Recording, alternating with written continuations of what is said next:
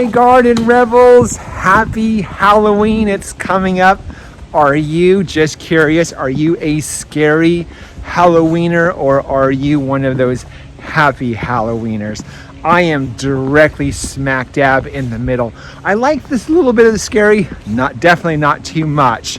I don't like that's kind of depicted always in that dark or dark on silver, dark and gray tones. I love the color, which pushes me more toward the happy Halloween part, because in real life, Halloween, you're walking through bright colored leaves and what have you, and not so much the dark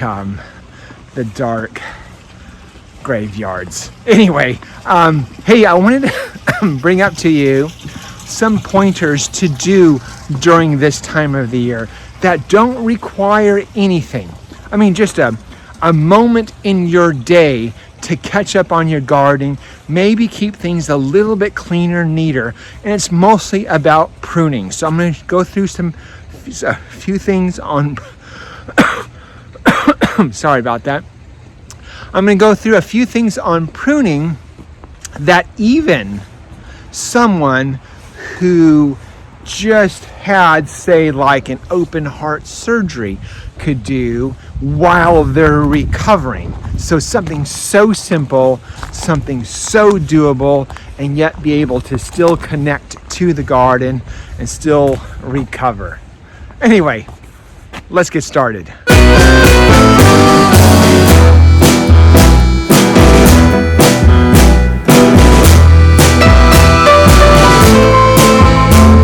I have to backtrack a little bit because I'm assuming that we have the pruners and basic tools like that. If you don't, I just use my basic pruner.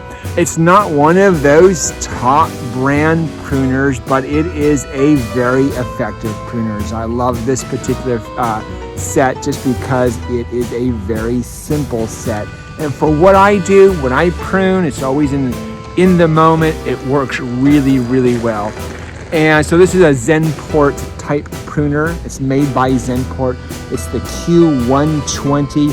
The nice thing about it is that it's really simply made. So it just has that little bit of hook, and it's that easy, if you have issues, it's a really easy repair too.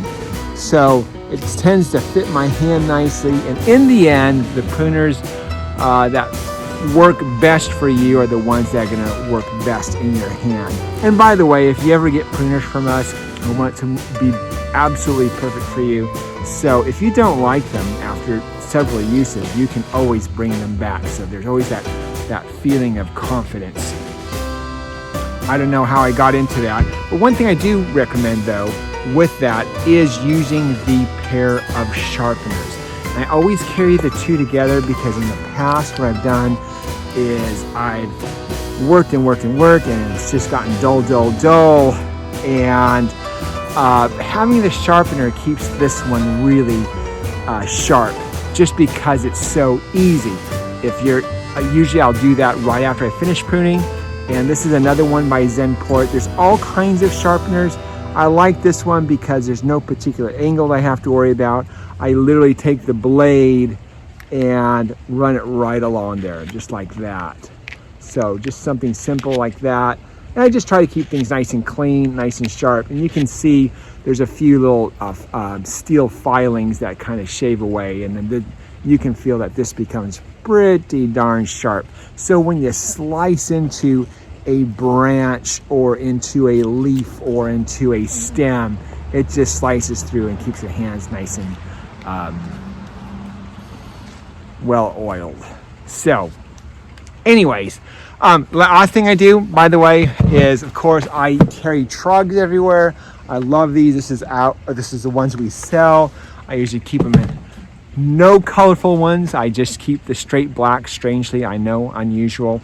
It's the red gorilla trugs, and love those just because I've noticed that over the years, the cold and hot, they still stay together, and the handles stay nice and strong as well. So anyway, having those three things, away we go.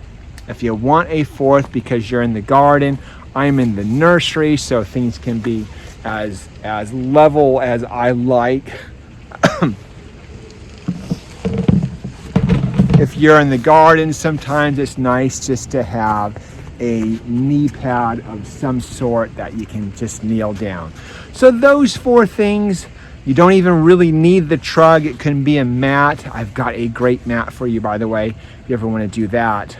But having those 4 things around makes cleanup, makes pruning really a joy. But let's get started into the real stuff. Since I mentioned it, I better finish my thought. This is the mat I was talking about. Nice thing about this particular mat, so if you're in the garden and say you're trimming a grass, you can take this mat, put it underneath that grass. Nice thing about this, now why is that different than a tarp? Because essentially this is a tarp, and yes, you can use a tarp. This is a nicely specialized tarp because it has these really easy pickup handles, so you can grab those 4 corners and put it over your shoulder, then dump it into the green bin. That's what makes this nice, and also it is just large enough. I want to say roughly 6 foot by 6 foot. I think it's in centimeters, so but roughly that 6 foot by 6 is just sorry, it's just enough to get you through, and yet small, not too large, but not too large so you won't be picking up too much and too heavy, but not so small that it becomes kind of inconvenient. Anyway, so we've got this this pickup mat or the trug, we've got the kneeler pad, we've got the pruners, and we've got the sharpener. Now let's get busy. When you're out in your garden, first up might be the Echinacea. So these are those beautiful cone flowers that you had during the summer months. Now yours might still be going well. These might still be nice and green. No need to cut those back. As a matter of fact, take a look at this guy, right? It's just a little guy. And you can see all the leaves are starting to yellow out. And this is where cutting back perennials in the fall becomes a little bit of a decision time. So, because here's the pros and cons about cutting back. One, we tend to have a lot of time, maybe perhaps more time in the fall than we have during the springtime. Now I'm speaking from a nursery person's point of view. We would rather shear this back right now, get it all nice and clean, ready to go, let it go through the winter time and have it ready to go for the spring, right? But really though, in a nature point of view, the cone flowers provide food for birds, wildlife. They have this form of beauty in the snow and ice and cold as well. So this one, I'm going to say, is keep. It's a keeper. Don't prune back your echinaceas at all, but leave it for the wildlife.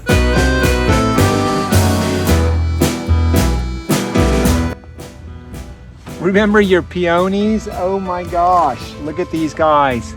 So, remember peonies in the springtime? They have those majestic blooms. Folks are always hungry for those, and they just kind of almost have this so heavy a bloom, they just kind of weep over.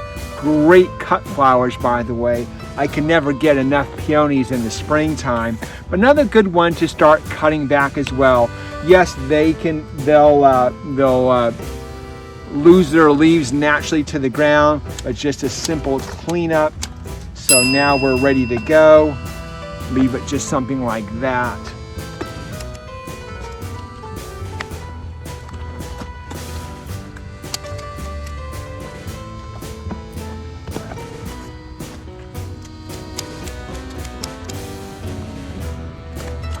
I'm not sure what it is about pruning, but there's something gratifying. There's something that's, there's just that, maybe you have the right words for it, but there's just something that's very grounding, very supportive. It's really a neat feeling to go out in the fall and just prune back things that need to be pruned. Not sure why. Maybe there's just a ground connection. But one important one that I want to definitely touch base on are the hydrangeas. And now we are coming to our limit on time to prune. So if I had to choose a plant to prune right now, if you're in that mood to prune, hit your hydrangeas first, because you're nearing the deadline to prune these guys back. Prune a third of it back. So that's your aim, is to prune a third of it back. You can see here too that this is where it's going to bud out next year. So I'm going to prune just right above that.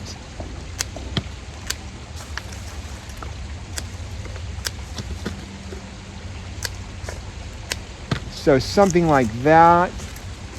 And yes, there are new varieties that prune on new wood, is what they call it, on new growth.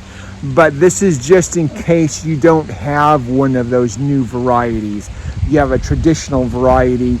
Now, October is the absolute last deadline date to get these pruned. So first on the list is to definitely prune these guys. Now, what happens if you prune later? If you're in December, January, what oftentimes will happen is you'll be pruning off. It's a good still to prune if you're doing it to keep it size-wise. But what happens during that late spring, early summer, or sometimes late summer, when you want those beautiful, gorgeous blooms, is that they haven't produced those buds. They didn't get enough time to produce those buds, and you're essentially pruning off the color for next year. Hostas for the Pacific Northwest are a definite yes. Yes, you may prune these back. If you have daylilies, okay to cut.